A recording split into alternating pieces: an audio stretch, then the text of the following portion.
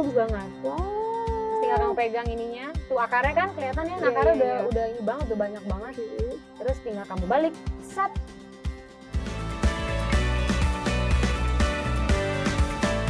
Semua orang pasti bisa berkebun selama dia mau berproses.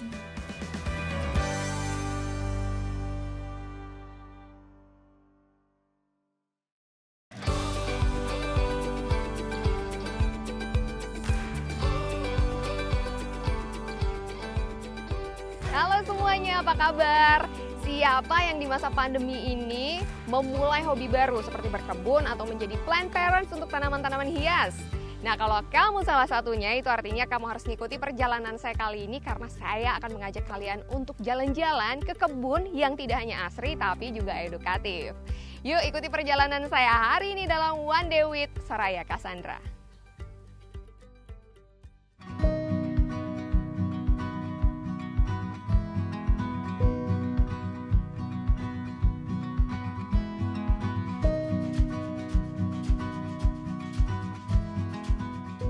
Mbak Sandra nih pagi-pagi udah menyiangi tanaman. Pagi, ya. Mai. Halo Mbak, aduh nih lagi beres-beres nih ya. Lagi Perawatan, rapiin ya? iya perawatan bibit aja. Oke. Biasanya aku cabut-cabutin rumput-rumput liar yang tumbuh lah, biar nanti gampang pas dipindah. Oke, aku bantuin ya. Iya. Ini memang kalau rumput-rumput liar kayak gini tuh kayak menghalangi pertumbuhan tanaman utamanya nggak sih Mbak? Sebenarnya nggak terlalu sih, kalau misalnya kayak gini kan toh kan kita pindahin juga ke tempat yang lebih besar ya.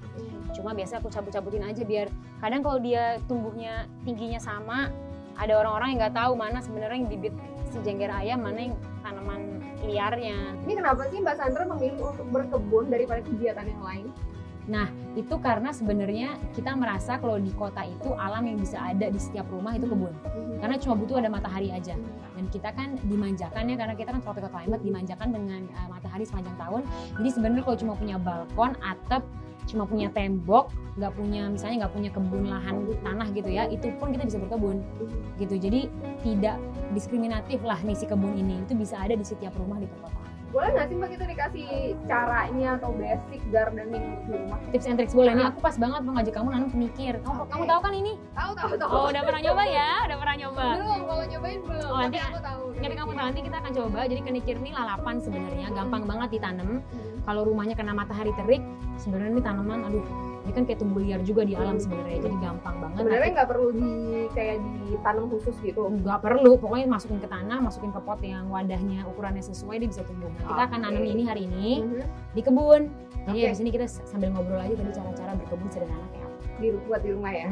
Ya. Ini alat-alatnya, Mai. Oh, ini Sebelah kita kirimu. bawa alat. Nah, kita bawa alat. Oke. Ini aja cukup. Ya, cukup.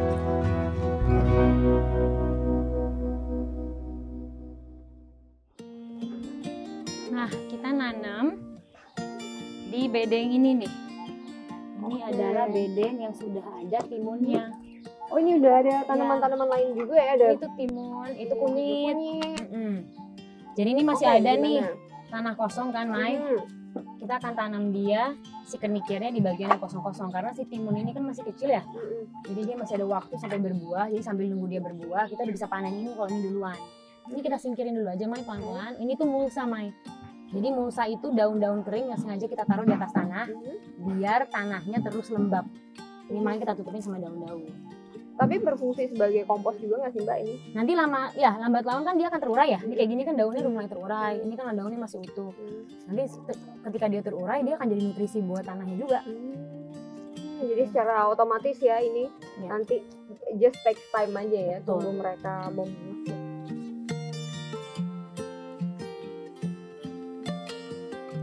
Berarti ini sama tanahnya yang kita tanam ya? Nanti akan kayak gitu. Bukan pohonnya aja yang dicabut. Bukan.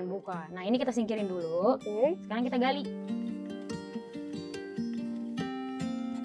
Sampai ada lubang, kan dia harus berlubang dong untuk kita masukin si tanamannya.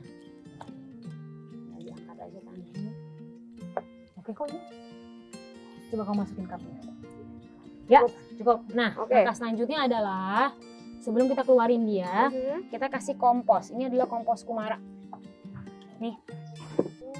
Nah, ini tinggal Ini dimasukin. kita masukin ke situ. Betul, masukin dulu sedikit. Jadi kalau aku biasanya masukin 1-2 genggam. Oke. Sip, jadi ada kehidupan juga ya, kelihatan ya tadi ada kayak ulet-ulet, cacing, itu mah wajar. Nah, ini tinggal kamu pencet-pencet.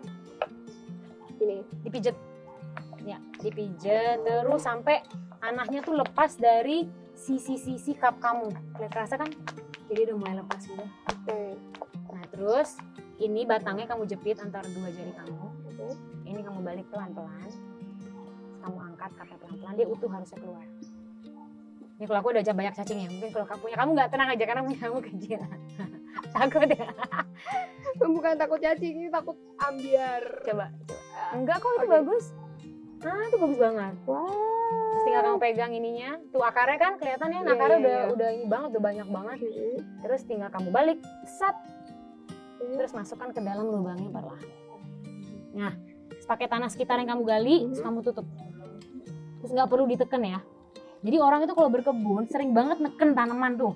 Itu sebenarnya kurang tepat karena kita pengen tanah itu berongga, dia ada udaranya. Jadi kita nggak pengen dia terlalu padat.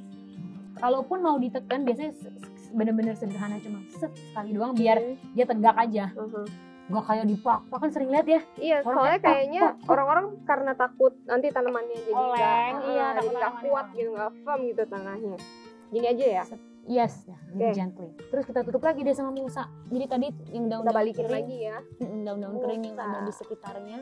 Oke, ini sudah. Udah, Ini. biasa terakhir harusnya kita siram dulu. Habis kita siram, udah selesai nanam gitu doang. Tadi kan kita pengennya tuh kalau di rumah kita bisa nanam meskipun kita nggak punya lahan seperti ini, tapi kita bisa tetap nanam gitu dengan media tanam. Yes, benar. Kita bisa lihat ada media tanam apa aja Oke. yang ada di sini ya. Boleh. Yuk, ini kita lihat. Oke.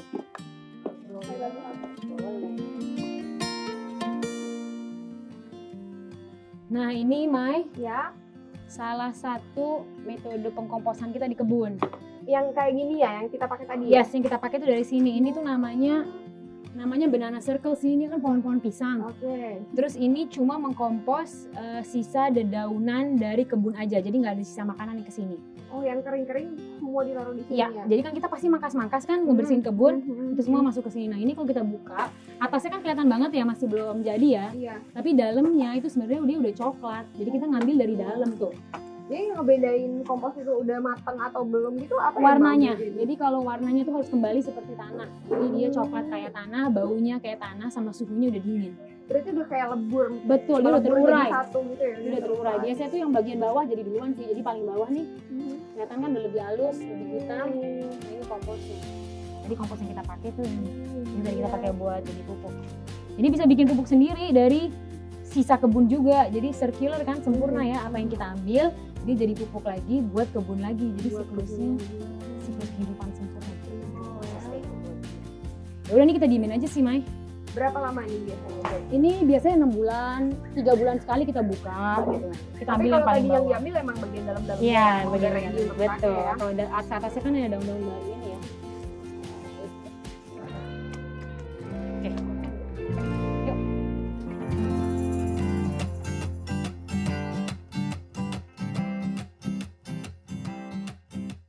Jadi ini adalah media tanam yang kita buat di kebun cemara. Ini kalau Mai mau pegang, dia lebih Kering ya media tanamnya. karena kan belum kena air ya. Jadi kalau kita buat packaging, karena kan nanti kan akan di packaging seperti ini nih pas orang beli. Ya kita harus buatnya relatif lebih kering. Gitu biar nggak jadi berat. Komposisinya apa ini? Nah komposisinya ini ada sekam mentah, sekam bakar, ada kokopit itu sabut kelapa, tanah liat sama kompos cemara. Jadi media tanam ini itu udah siap pakai. Jadi orang kalau mau nanam di pot, mau nyemai benih, mau pindah tanam dan dia nggak ada tanah, dia tinggal pakai ini aja, nggak perlu dicampur apa-apa lagi. Jadi yang seperti kita bilang tadi, kalau mau tanam di rumah atau tadi aku minta sedikit tips untuk basic gardening di rumah, ini solusinya ya Mbak ya, kalau nggak ada tanah ya, jadi tinggal pakai media tanam aja, taruh di pot, udah tinggal entah mau ditaruh bibit atau mau ditaruh pohon yang udah jadi. Betul. Gitu kan. Jadi tinggal bisa ada pot Sama kayak gini. tinggal dikasih air aja. Iya harus disiram. Udah ini kita pack, dan biasanya orang pesen, nanti kita tinggal antar aja, kan masih online ya. Nah ini ember kompos kita, Mai. Oke, ini tadi kan kompos yang kering. Betul, ini kompos yang belum jadi, lagi dalam proses. Nah ini kalau kita buang sisa makanan kita ke ember-ember ini. Ini contohnya ember yang belum penuh. Kamu bisa lihat dia masih ada ugut-ugutnya tuh. masih ada para pengurai. Ya, ini sangat normal. Lagi proses. Ini sangat normal. Kalau nggak ada mereka, sisa makanan kita siapa yang ngurai gitu kan? Proses komposnya sebenarnya kayak gimana sih, Mbak? Nah, ini pas banget. Ini adalah sisa sampah dari dapur. Tadi pagi nih. Ini tuh ada Tapi apa yang nih? organik ya. Organik semua, cangkang telur, sisa-sisa daun pandan, kulit-kulit bawang, daun pisang, pokoknya semua yang organik dari dapur. Ini setiap hari setelah masak itu kita buang ke sini. Ini tinggal dituang aja semuanya. Ya kan? Ini nggak perlu dikeringin dulu, basah aja gitu. Emang basah, jadi pasti basah. Dan mereka emang mengandung air, ya kan? Abis ini diratain buat lapisan gitu. Terus ini kan sisa makanan nih. Ini ditutup sama daun-daun kering. Memangnya harus ditutup gitu ya Mbak ya? Betul, harus ditutup. Jadi biasa orang kalau bikin kompos itu salahnya adalah karena dia nggak nutup pakai daun kering. Tapi kalau tinggal di apartemen gitu yang nggak ada tanahnya, nggak ada sampah-sampah keringnya, pakai apa? Bisa pakai kertas, koran. Itu kan turunan dari pohon ya. Itu terhitung juga. Nah ini kan ketutup gini nih. Nyaman banget kan? Nggak ada bau sama sekali kan? Tadi dari sini kan agak bau ya. Udah nggak ada bau sama sekali. Ini kita diemin aja. Berapa lama tuh proses? Sampai dia penuh. Kita diemin dulu. Nanti kalau dia udah penuh baru kita aduk. Ini sudah dalam proses, sudah kita aduk. Dan kalau kita buka udah nggak ada ugat-ugatnya lagi tuh. Oh iya, udah benar-benar Udah terurai. Ya kan? udah kering. Udah kering, maksudnya udah nggak benyek, udah nggak ada belatung, udah nggak ada mikroorganisme. Nah kalau udah kayak gini udah siap panen sebenarnya. Udah bisa diambil, udah ada dipakai, tinggal kita ayak biar kita dapat yang halus. Jadi mungkin triknya buat yang pengen composting di rumah juga, ya harus dipilah-pilah tuh antara yang organik sama yang plastik, karena plastik kan udah jelas tuh Nggak bisa dikompos gitu kan. Ya udah, jadi dimasukin, dan jangan lupa harus ada media keringnya juga. Betul, organik kering. Organik keringnya. Kalau misalnya nggak punya, tapi solusinya adalah pakai Kertas, koran, kardus bisa. kertas, koran, kardus, pasti banyak tuh di rumah tuh ya, yang kayak gitu. Jadi udah nggak ada alasan lagi ya untuk nggak composting. Iya, nggak ada alasan. Oke.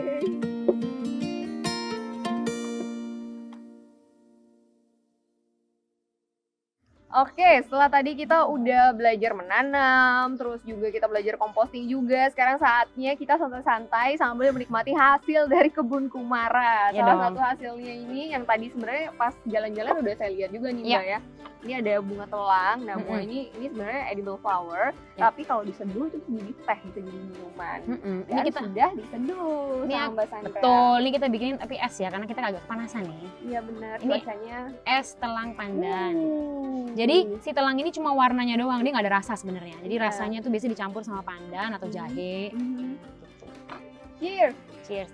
Kling. Suka nggak? Konsep seperti itu tuh sebenarnya susah nggak sih Mbak untuk kita masukin ke anak-anak atau kayak merubah norma di masyarakat mengenai kok susah ya kayaknya berkebun itu, untuk mensosialisasikan berkebun itu susah nggak sih sebenarnya? Semua orang pasti bisa berkebun selama dia mau berproses.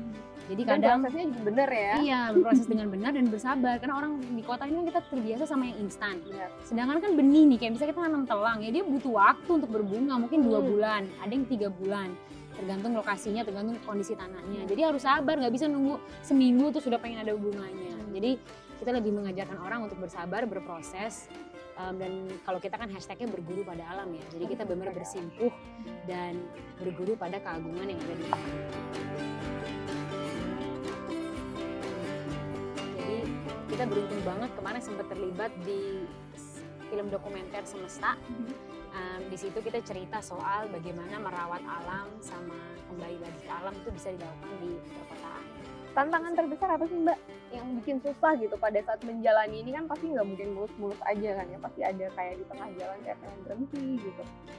Kalau di Kebun Kumara sih karena dari awal kita mendirikan, walaupun ini bisnis tentunya kita pengen bisa hidup dari sini juga, kita dari awal tuh udah tahu kalau ini bukan bisnis as usual gitu. Jadi kita pengen ini jadi suatu wadah untuk menghidupi diri kami dan semua tim yang kerja di Kebun Kumara, tapi juga berperilaku adil kepada alam sama lingkungan sosial.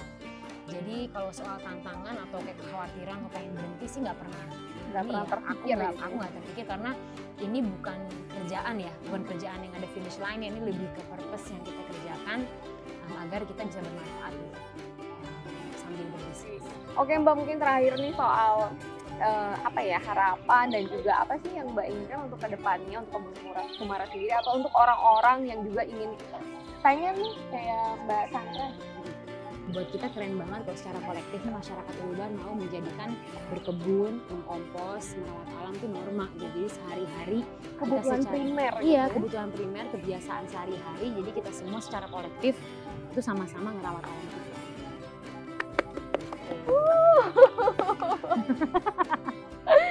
Oke, kalau gitu ini kayaknya obrolan kita udah lengkap banget hari ini ya. Kita udah dapat banyak informasi, dapat pelajaran juga, dan juga dapat masukan yang berharga gitu mengenai kedekatan kita dengan alam. Jangan sampai juga salah persepsi ya, dekat dengan alam artinya kita harus pergi mendatangi alam. Tapi sebenarnya kita bisa membawa alam itu dekat dengan kita, ada di rumah kita sendiri dengan berkebun.